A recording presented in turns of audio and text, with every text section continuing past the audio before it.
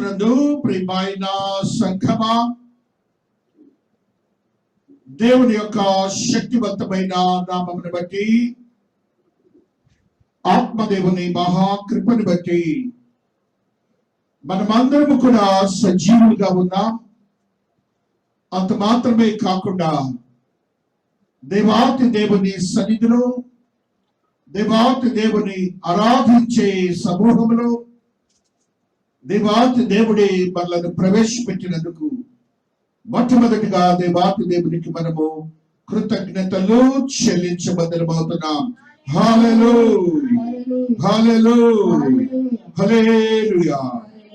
ఆత్మదేవుని ఆత్మశక్తిని బట్టి ఇది నా సాయంకాల ఆరాధన నిమిత్తమై పరిశుద్ధాత్మ దేవుడు మనకు అనుగ్రహించిన వాక్య భాగంలోని కొన్ని సత్యాలను మన విశ్వాస జీవితమునకు భద్రపరుచుకొని, బలపరుచుకొని,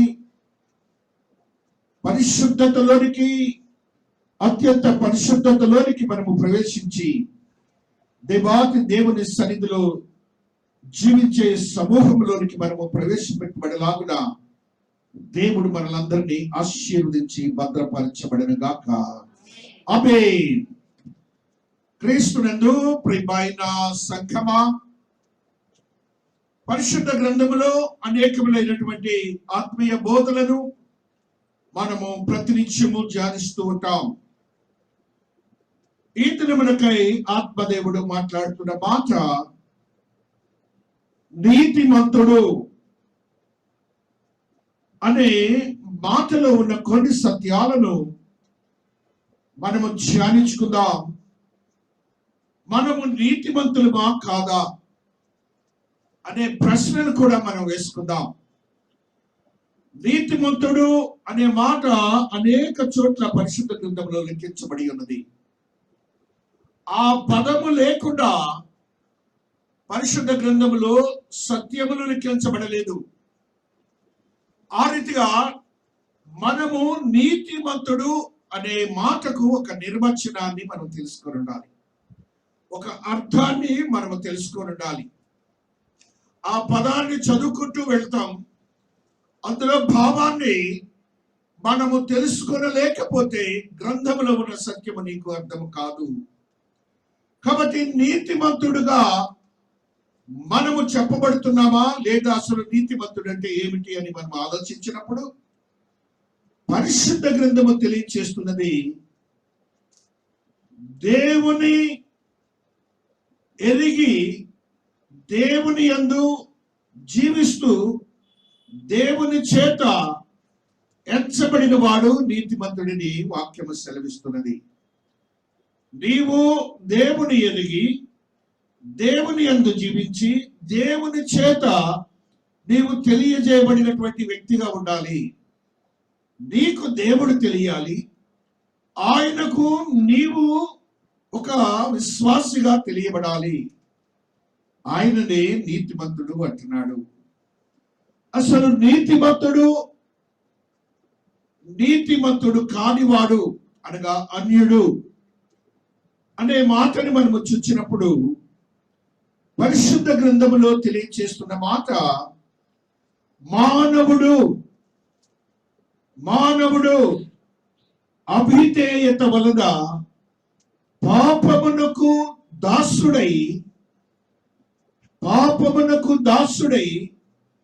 దేవుని చేత త్రోయబడిన వాడుగా ఉంటున్నాడు.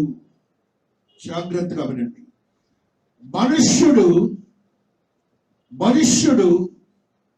అవిధేయతతో దేవుని చేత త్రోయబడుటకు కారణము పాపము అనే మాటని పరిశుద్ధ గ్రంథంలో చూస్తాం. దేవుని సన్నిధిలో ఉన్నటువంటి, దేవుని చేత పిలువబడినటువంటి, దేవుని చేత సృష్టింపబడినటువంటి మానవుడు దేవుని సన్నిధిలో నుంచి త్రోయబడిన వాడిగా ఉంటున్నాడు. దేవుని సన్నిధి నుంచి వెడలని వాడుగా ఉంటున్నాడు. వారిని పాపమునకు దాసుడైన వాడుగా ఉంటున్నాడు. దేవుని యొక్క ఆజ్ఞను మీరిన వాడుగా ఉంటున్నాడు. దేవునికి అవిధేయుడుగా ఉంటున్నాడు. అవిధేయుడు, పాపము త్రోసివేయబడిన వాడు నీతిమంతుడు కాడు. పాపము, అవిధేయత, దేవుని సన్నిధిలో ఉండకుండా దేవుని చేత గుర్తించబడకపోవుట నీతిమంతుడు కాడు. నీతిమంతుడుగా ఎంచబడటానికి నీ దేవుడు నా దేవుడు చేసినటువంటి ఒక అద్భుతమైన క్రియ ఏమిటంటే, సిలువమానుపై ఆయన ప్రోక్షించిన రక్తము ద్వారా నీతిమంతుడైన దేవుని యొక్క రక్తము ద్వారా మనము నీతిమంతులుగా తీర్చబడటానికి ఒక మార్గాన్ని మనకు అనుగ్రహించి, విధేయతను, పాపము లేని స్థితిని, దేవునికి అత్యంత సమీపమయ్యే స్థితిని దేవాతి దేవుడు అనుగ్రహించారు. అయితే మనము ఏ రీతిగా దేవునికి నీతిమంతులుగా ఎంచబడుతున్నాం? మనమందరం ఎప్పుడు చదువుకునే మాటే ఏప్రిల్ రాసిన పత్రికలో అబ్రహాం ద ఫాదర్ గురించి మనం ధ్యానిస్తూ ఉంటాం.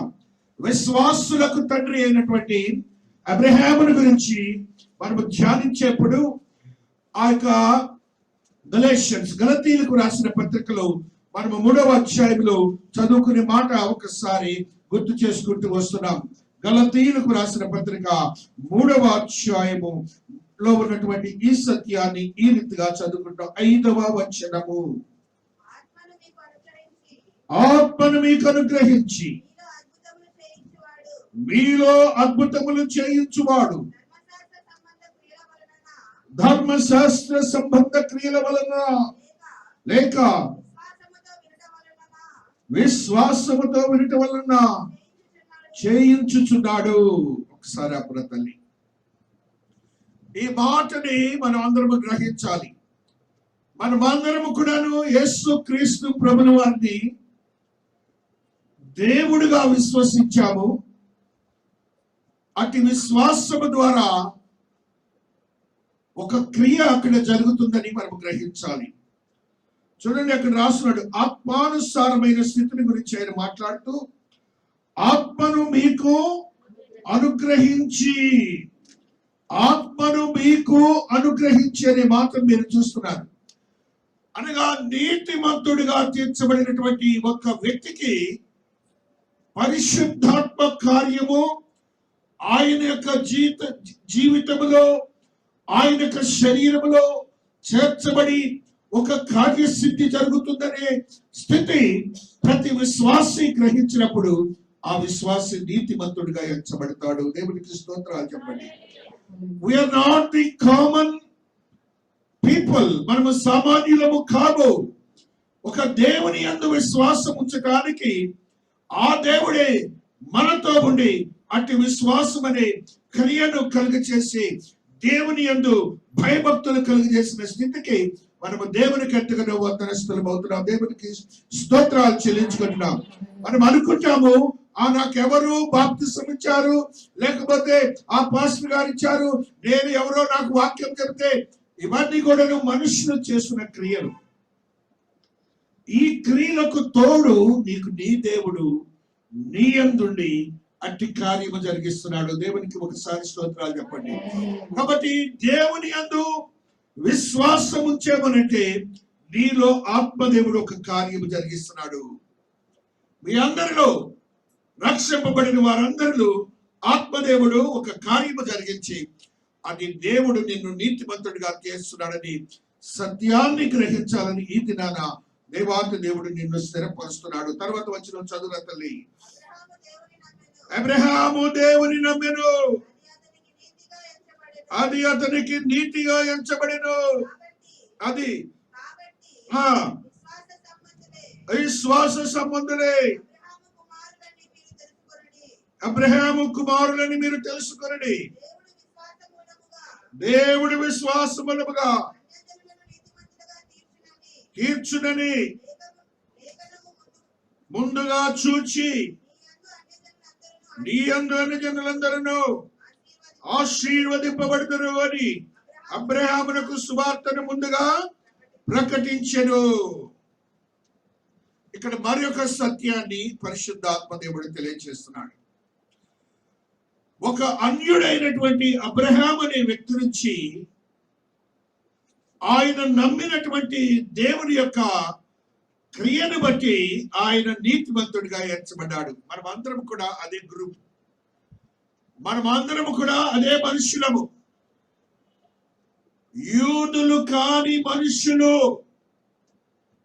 జాగ్రత్తగా వినాలి. యూదులు కాని మనుషులు, అమెరికా దేశము, ఇంగ్లాండ్ దేశము, ఏ దేశమైనా కూడా, భారతదేశము లేకపోతే బంగ్లాదేశ్, శ్రీలంక, పాకిస్తాన్, ఎనీ కంట్రీ, యూదులు కానటువంటి దేశాలు ఏదైనా కూడా అన్యులే. జాగ్రత్తగా వినాలి. బ్రిటిషోడు వాడితే మతం, ఇవన్నీ పిచ్చి మాటలు వినకండి. యూదులు కానటువంటి మనుషులు ఎవరైనా, ఆ బ్రిటిషోడు కూడా ఆఖరికి ఆయన కూడా అన్యుడే, ఆయన కూడా అన్యుడే, నీవు అన్యుడివే.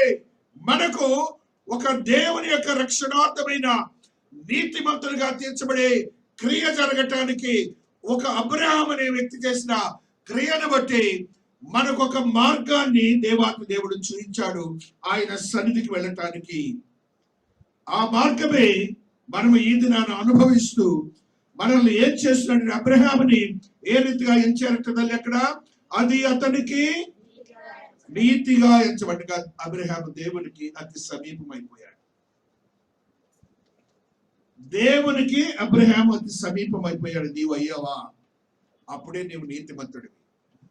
అబ్రహాము దేవునికి సమీపమయ్యాడు. దేవుడు అబ్రహాముని తెలుసుకున్నాడు.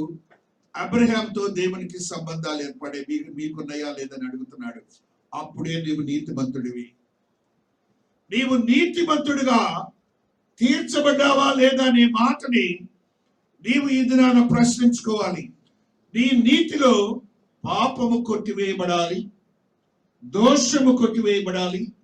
నీవు ఆరాధించే పూర్వపు దేవతలు, దేవుళ్ళు కూడా కొట్టివేయబడాలి. అనగా దేవతలు, దేవుళ్ళంటే నీకున్నటువంటి జీవన క్రమంలో, నీకున్నటువంటి ఆలోచన సరళిని బట్టి, నీ శరీర కార్యములను బట్టి నీవు దేనినైతే ఎక్కువగా ఆరాధిస్తావో, నీ కీర్తిని ఆరాధిస్తావో, లేక నీ ధనాన్ని ఆరాధిస్తావో, లేక నీ అతిశయాన్ని ఆరాధిస్తావో, లేక ఈ లోకంలో ఉన్నటువంటి దేవుడు కాని వాటిలో దేనిని నీవు ఎక్కువగా ఆరాధిస్తావో, అవన్నీ కూడా విగ్రహాలే. వాటిని నీవు వదిలినప్పుడే నీవు నీతిమంతుడవు. వాటిని కలిగి ఉండి నీవు నీతిమంతుడని చెప్పబడితే అది దేవుని దృష్టిలో శూన్యము. నీవు నీతిమంతుడము కావు. కాబట్టి అటు నీతిని నీవు కలిగి ఉన్నానా లేదా అని దేవుడు ఈ దినాన నన్ను నిన్ను ప్రశ్నిస్తూ ఇదన చదివినటువంటి రోమీయులకు రాసిన పత్రిక 3వ అధ్యాయంలో ఆత్మదేవుడు మాట్లాడుతున్న మాటని ఈ రీతిగా చూసిన 3:22వ వచనము,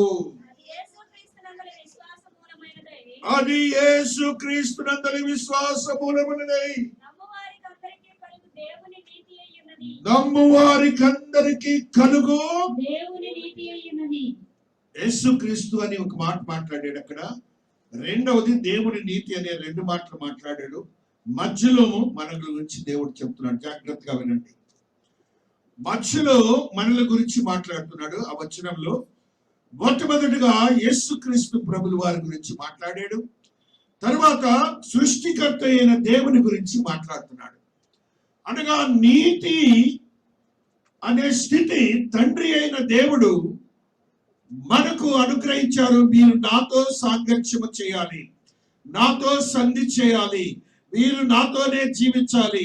అనగా ఆదిలో ఏ రీతిగానైతే పాపభూయిష్టమైనటువంటి ఆలోచనతో ఆదాము మనుష్యుడు తోయబడ్డాడు, ఆ స్థితిలోనికి నీవు ఉండకూడదని ఆయన నీతిని మనకివ్వటానికి ఆయన అద్వితీయ ప్రియ కుమారుని నీకు అనుగ్రహించి ఆ నీతిని బట్టి నిన్ను అతని దేవాతి దేవునికి అతి సమీపస్తుడిగా చేసుకున్నాడు. దేవునికి స్తోత్రాలు చెప్పండి. అక్కడ చదివిన మాట చూడండి, అది యేసుక్రీస్తునందలి విశ్వాస మూలమునదై. ఆ నీతిట యేసు క్రీస్తు ప్రభులు వారి నందలి అంటే ఆయన నుండివి, ఆయనను నీవు అంగీకరించి విశ్వాసముతో ఆయన ద్వారా అది రిఫ్లెక్ట్ అవ్వాలి తండ్రి అయిన దేవుని యొద్దకి. జాగ్రత్తగా వినండి. It should have to be reflected through Jesus. యేసయ్య నుంచి అది దేవాతి దేవుని తండ్రి యొద్దకు వెళ్ళినప్పుడే అది నీతి అని అనబడుతుంది. ఆ రీతిగా నీవు నీతిమంతుడిగా తీర్చబడినప్పుడు తండ్రి అయిన దేవుడు, పరిశుద్ధాత్మ దేవుడు అయిన యేసుక్రీస్తు ప్రభులు వారు త్రిత్వమైన దేవుని క్రియ నీలో జరగబడుతుందని అట్టి విశ్వాసాన్ని బట్టి నీవు నీతిమంతుడు అని చెప్పబడుతున్నది. కాబట్టి క్రైస్తవుడు అనే మాటను ప్రక్కన పెట్టేస్తాడు. ఇప్పుడు క్రైస్తవుడు అనేది ఎవరో చెప్పుకుంటారు, మనకు అనవసరం. నీవు దేవుడు నీతిమంతుడు బస్ అంతే.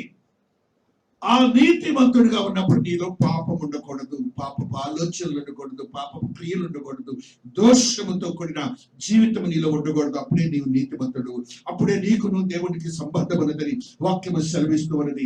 అక్కడే మరి ఒక మాటను రాస్తున్నాడు చూడండి ఆత్మదేవుడు. హల్లెలూయా. 26వ వచనము, విశ్వాసము ద్వారా ఆయనను కరుణాధారముగా బయలుపరచెను.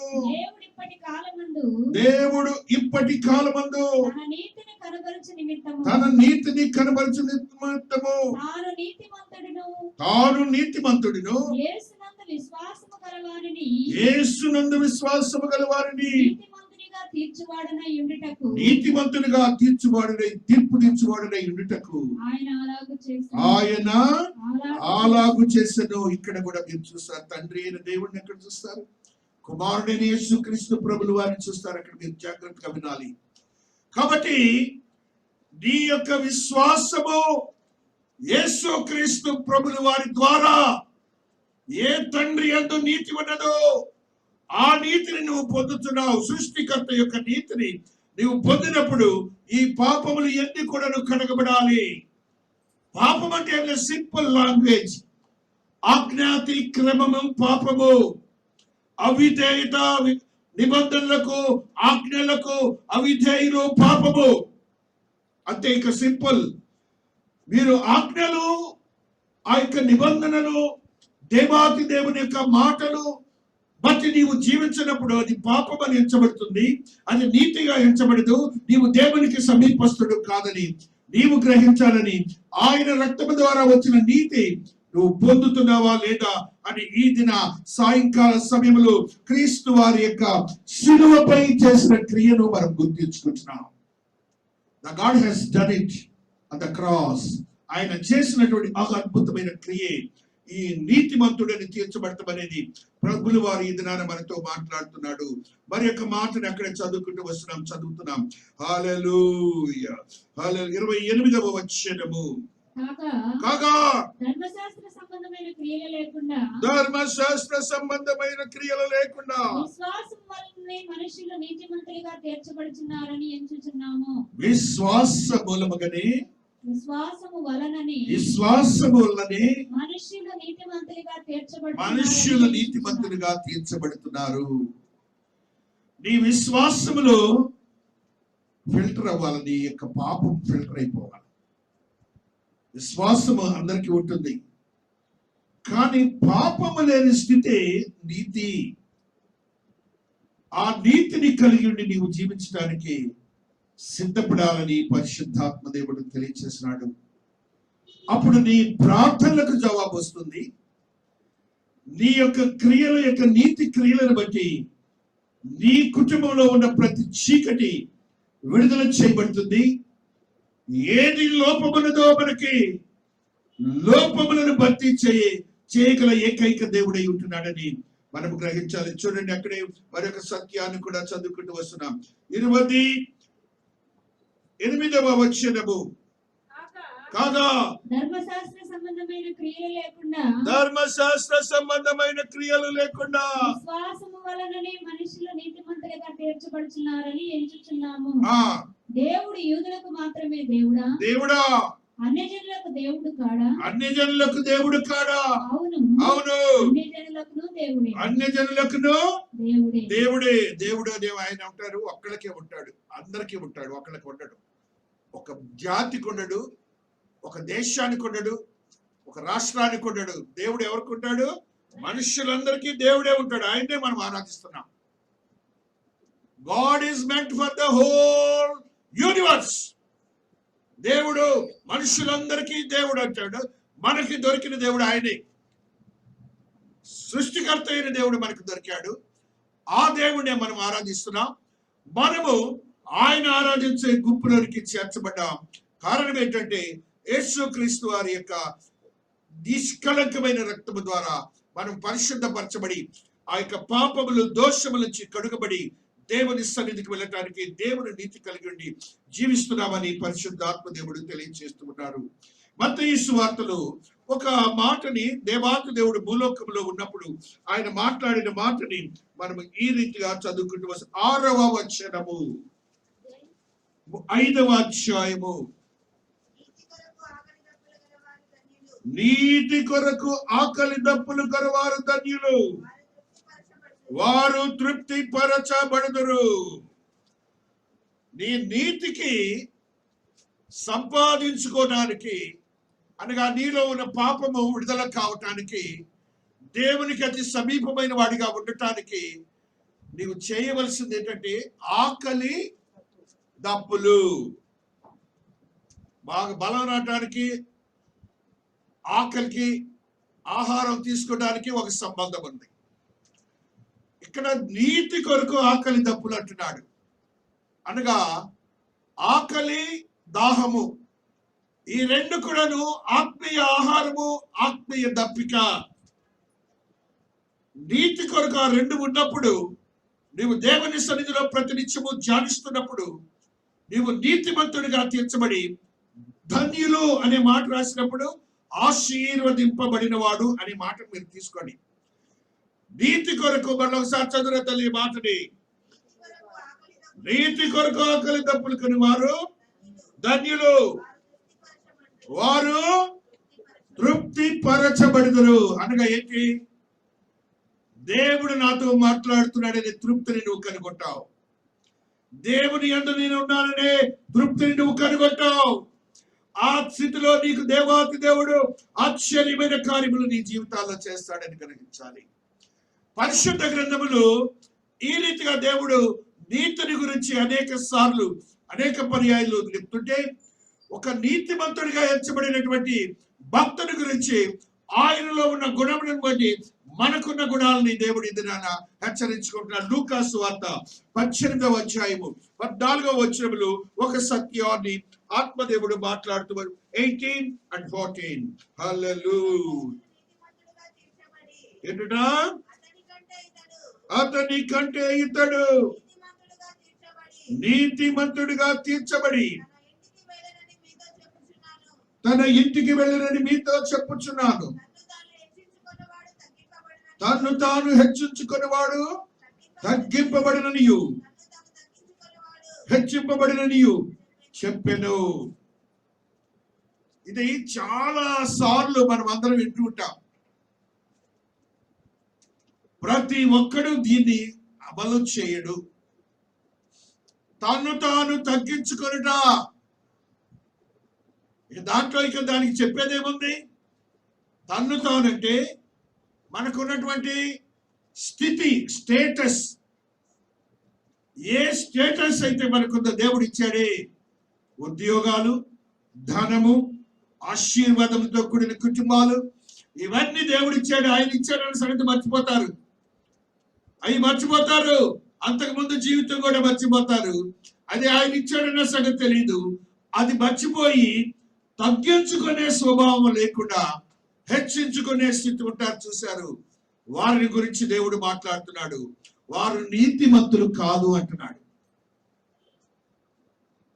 ఆయన ఆ రీతిగా ఖండితంగా చెప్తుంటే, నీతిమంతుడు కాదన్నప్పుడు నువ్వు దేవునికి సమీపమైనది కాదు, పాపముతో ఉన్నావని సంగతి చెప్తున్నాడు. కాబట్టి ఆ స్థితి నుంచి మనం బయటికి రావాలి. ఆయన చెప్తున్న మాట అక్కడ చూడండి. ఆయన మాట్లాడిన మాటని తగ్గించుకొని వాడు హెచ్చింపబడిననియు చెప్పెను. కాబట్టి ఇరువురు వ్యక్తులు దేవాలయంలోనికి వెళ్ళినప్పుడు దేవుడు గ్రహించి చెప్పిన మాటలు అవి. ఒకరేమో హెచ్చించుకుంటున్నారు, ఒకరేమో తగ్గించుకుంటున్నారు. తగ్గించుకున్న వాడిని మెచ్చుకుంటూ నీతిమంతుడిగా ఒక డెఫినేషన్ ఇస్తూ దేవుడు, హెచ్చించిన వాడి గురించి నీతిమంతుడు కాదు అంటలేదు దేవుడు. అతని కంటే అనగా దేవుని యొక్క స్థితిలో ప్రథమ స్థానాన్ని సంపాదించుకోవాలి. మనము దేవునికి ఇష్టడుగా ఉండటానికి ప్రయత్నం చేయాలి. కానీ మనకు మనముగా అతిశయము కూడని స్థితి ఉన్నప్పుడు నీవు నీతిమంతుడు కాదు. నువ్వు ఏ స్టేటస్ లోనే ఉండు, నా దేవుడు ఇచ్చేసారంటే భూమి మీద పాపులైన ఇంకను వాళ్ళు శుద్ధీకరింపబడినటువంటి వారు శిష్యులు వారి పాదాలు కడిగాడు. వారి పాదాలు కడగటం మాత్రమే కాదు, ఆయన నడుమునున్నటువంటి గుడ్డను తీసుకొని, ఆయన తువాలు తీసుకొని, ఆయన పాదముల తడిని కూడా, వారి పాదముల తడిని కూడా తుడిచాడు. ఏళ్లలో ఉన్న తడిని కూడా తుడిచాడు. దేవుని స్తోత్రాలు చెప్పండి. దీనిలో మనం గ్రహించవలసింది ఏంటంటే, తగ్గించుకునే స్వభావం మనకి కలగాలి. వారెవరో కూడా తెలుసు ఆయనకి. అందులో ఒకడు పాపి కూడా ఉన్నాడు, ఈయన మరణానికి అప్పచెప్పే వ్యక్తి కూడా ఉన్నాడు. అయినప్పటికీ నా దేవుడు నీకు లేదు అనలేదు ఆ ఛాన్స్. కాబట్టి మనము చేయవలసిన నీతిమంతులుగా ఎంచబడాలి అంటే మనల్ని మనము తగ్గించుకునే స్థితి ఉండాలి. ఆ కొద్దిపాటి నీతి తగ్గిందన్న మనిషిని గురించి ఒకసారి ఆయన అన్న మాటల్ని మనం దేవాతి దేవుని ఎదుట చదువుకుంటూ వస్తున్నాం. 11వ వచనము చదువుకుంటూ వస్తున్నాం. పరిసయ్యుడు నిలవబడి, దేవా, నేను చోరులను, అన్యాయస్తులను, వ్యభిచారులైన ఇతర మనుషుల వల్లను, ఈ సుంకరి వల్లను ఉండనందుకు నీకు కృతజ్ఞతాస్తుతులు చెల్లించుచున్నాను. మనం దేవుని సన్నిధికి వెళ్ళినప్పుడు కంపారిటివ్ స్టడీ అంటారు దీన్ని. అది మనం అకాడమిక్ ఎడ్యుకేషన్ లో రాస్తాం. దేవుని దగ్గర కంపారిటివ్ స్టడీ లేవు. ఈయన అంటున్నాడు, ఆయన నీతిని దేవుడు చెప్పాలి కానీ ఈయన చెప్తున్నాడు. ఎవరో గురించి చెప్తున్నాడు. నేనైతే ఇలాగుంటాను అని దేవుని దగ్గర మాట్లాడుతున్నాడండి. దేవునికి తెలీదా మన సంగతులు? మనం ఎవరమో తెలీదా? వారికంటే నేను గొప్పవాడని దేవుని దగ్గర చెప్తున్నాడు. అది అలాంటి స్థితి మనకు ఉండకూడదు. రెండవది, ఒకరితో కంపేర్ చేసుకున్నాడు. ఇక్కడేమంటున్నాడు చూడండి, వారమునకు 2 మారులు ఉపవాసము చేయించు నా సంపాదన అంతటిలో 10వ వంతు చెల్లించుచున్నానని తనలో తాను ప్రార్థించుచుండెను. దేవునితో మాట్లాడుతున్నప్పుడు ఆయన ముందు చేసే క్రియలను ఆయనకి చెప్పనవసరం లేదు. ఆయనకి చెప్పే పని లేదు. దేవునికి తెలుసు నువ్వు చేసే పనులన్నీ. నువ్వు ఏం చేస్తున్నావు, దేవునికి ఏమి ఇస్తున్నావు, నువ్వు ఏ రీతిగా ఉపవాసం ఉంటున్నావు, దేవునికి చెప్పాలా? ఆ స్థితులు మనం ఎప్పుడు కూడా దేవుని సన్నిధిలో మాట్లాడకూడదు. ఇవన్నీ కూడా అతిశయము అంటారు. అతిశయము, గర్వము, దేవునికి ఇష్టము లేనివి. వాటిని మనం పబ్లిక్ లో కూడా చెప్పకూడదు. చూడండి, తర్వాత మాట చెప్తున్నాడు. అయితే సుంకరి దూరముగా నిల్చుండి ఆకాశము వైపు కన్నులెత్తడికి నేను ధైర్యము చాలక రొమ్ము కొరుచుకొచ్చు, దేవా, పాపినైన నన్ను కరుణించమని పలికెను. ఏం చెప్తున్నాడు? పాపిని అనే మాట దేవుడు నీతిమంతుడిగా తీర్చడానికి పాపం క్లెన్స్ అవ్వాలి అని గుర్తించుకోండి. అది ఉండి నువ్వు నీతిమంతుడు కాదు. కలోకియల్ గా కానీ పబ్లిక్ గానీ వాళ్ళు క్రిస్టియన్స్ అంటారే, ప్రార్థనకి వెళ్ళేవాళ్ళు అంటారు, అది కూడా కాదు. దేవుని దృష్టిలో నీవు నీతిమంతుడిగా ఉండాలంటే ఈ క్రియలు నీలో ఉండాలని ఆత్మదేవుడు తెలియజేస్తున్నాడు. రోమీయులకు రాసిన పత్రిక 2వ అధ్యాయము 13వ వచనాన్ని చదువుకుంటూ వస్తున్నాం. రోమన్స్ 2:13. ధర్మశాస్త్రము వినువారు దేవుని దృష్టికి నీతిమంతులు కారు గాని ధర్మశాస్త్రమును అనుసరించి ప్రవర్తించు వారే నీతిమంతులుగా ఎంచబడుదురు. అండర్లైన్ చేసుకోండి, వాక్యానుసారం జీవించు వారే నీతిమంతులు. అనగా దేవునికి అత్యంత సమీపమైన వారు. వాక్యము లేకుండా నీకు అది ఒక కాన్స్టిట్యూషన్. దేశానికి ఒక కాన్స్టిట్యూషన్ ఉంటుంది, ఒక ఇన్స్టిట్యూషన్ కి ఒక కాన్స్టిట్యూషన్ ఉంటుంది, ఒక గృహానికి ఒక కాన్స్టిట్యూషన్ ఉంటుంది, దేవునికి ఒక కాన్స్టిట్యూషన్ ఉంటుంది. అది బైబిల్. దేవునికి స్తోత్రాలు చెప్పండి. దేవునికి స్తోత్రాలు. 3:28 కూడా ఒకసారి చదువుకుంటాం. ఇంతకుముందు చదువుకున్న మాట కాగా ధర్మశాస్త్ర సంబంధమైన క్రియలు లేకుండా విశ్వాసము వలననే మనుషులు నీతిమంతులుగా తీర్చబడుచున్నారని. విశ్వాసమూలముగానే.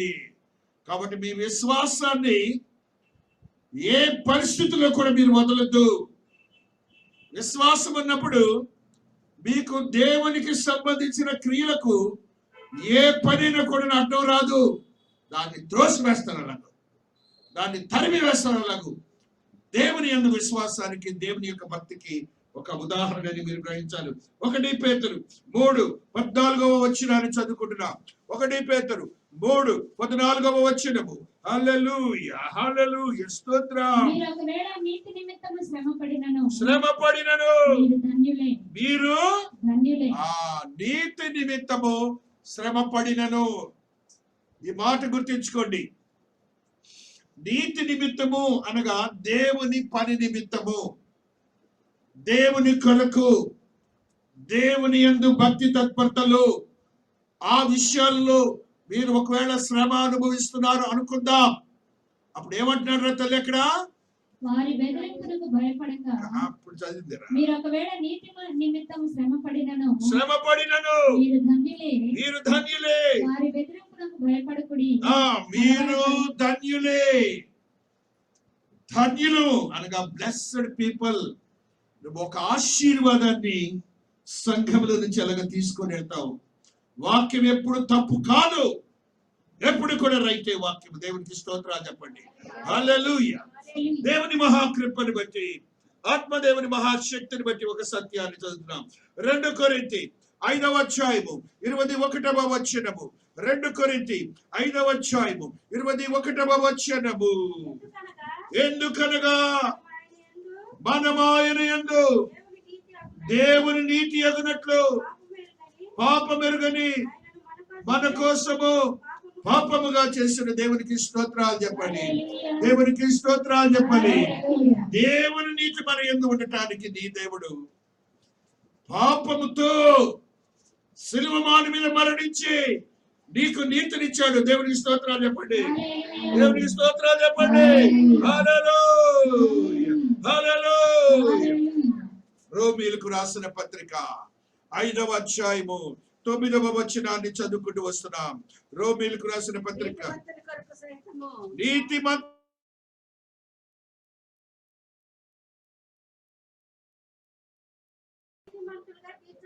ఇప్పుడు నీతిమంతులుగా తీర్చబడి మరింత నిశ్చయముగా ఆయన ద్వారా ఉగ్రత నుండి.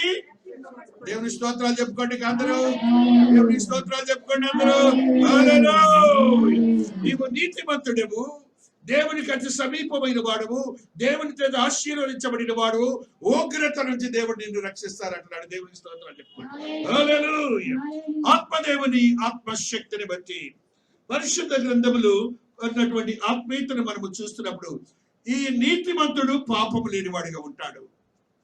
ఈ పాపము లేనటువంటి నీతిమంతుడికి ఆశీర్వాదాలు చక్క చదవాలి. ప్రకటన గ్రంథము 2:7 చదువుకుంటూ వస్తున్నాం. ప్రకటన 2. ఆత్మ సంఘములతో చెప్పుచున్న మాట వినుగాక.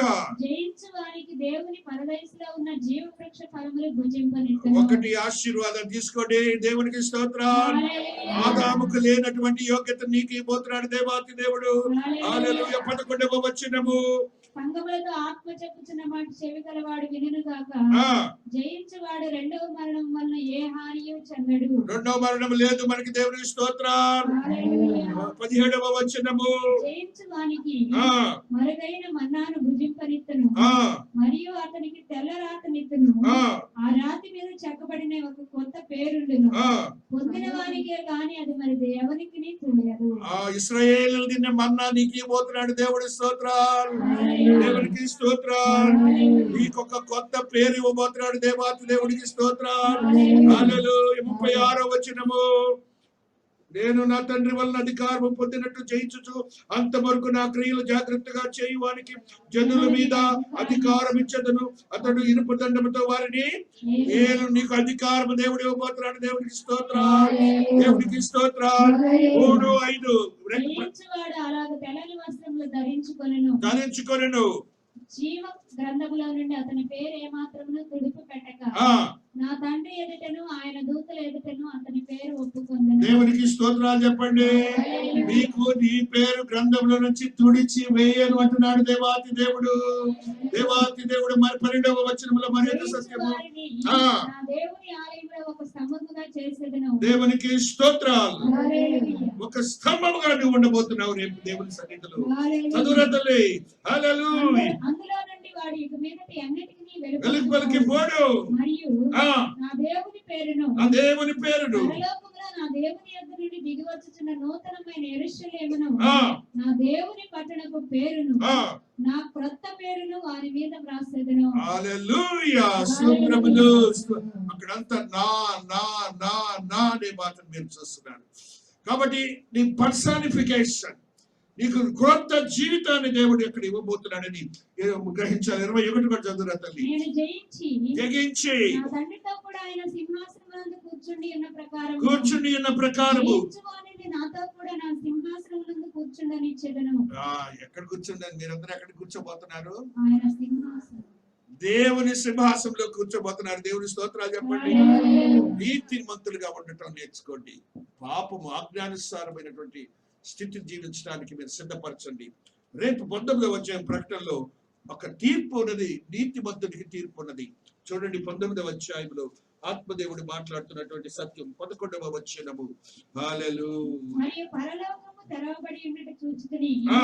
అప్పుడు ఇదిగో తెల్లని గుర్రం ఒకటి కనబడెను. దాని మీద కూర్చుండి ఉన్నవాడు నమ్మకమైన వాడును సత్యవంతుడును ఆయన నామము గలవాడును. ఆయన నీతిని బట్టి విమర్శ చేయొచ్చు యుద్ధము జరిగించుచున్నాడు. నీతిని బట్టి నువ్వు నేర్చుకున్న నీతి రేపు నీకు తీర్పులో, ఆ జడ్జిమెంట్ లో ఎస్ యువర్ రైచియస్ పర్సనాలిటీ అంటాడు. ఆ నీతిని కలిగి ఉండటానికి పాపం ఉండకూడదు. అదే ఇప్పుడు వస్తున్న సమస్య. మనకి పాపంగానే ఉంచుతున్నారు. మనకి ఆజ్ఞల్ని మీరుతూనే ఉన్నారు. నీతిమంతులు అని చెప్పుకుంటున్నారు.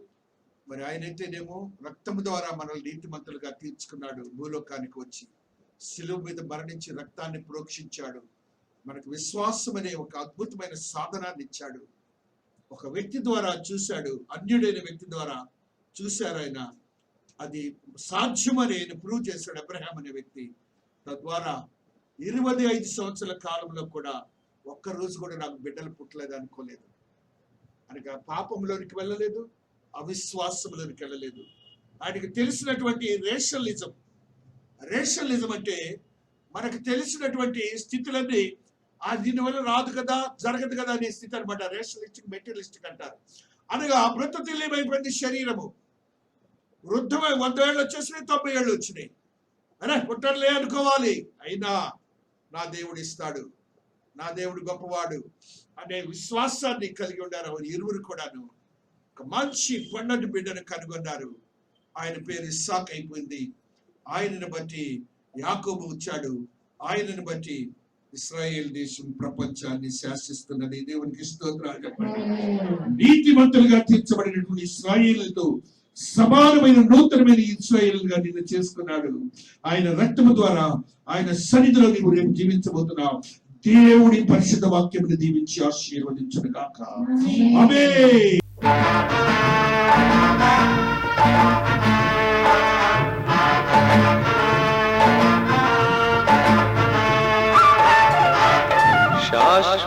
శాశ్వతమైనది నీవు నాయన చూపినా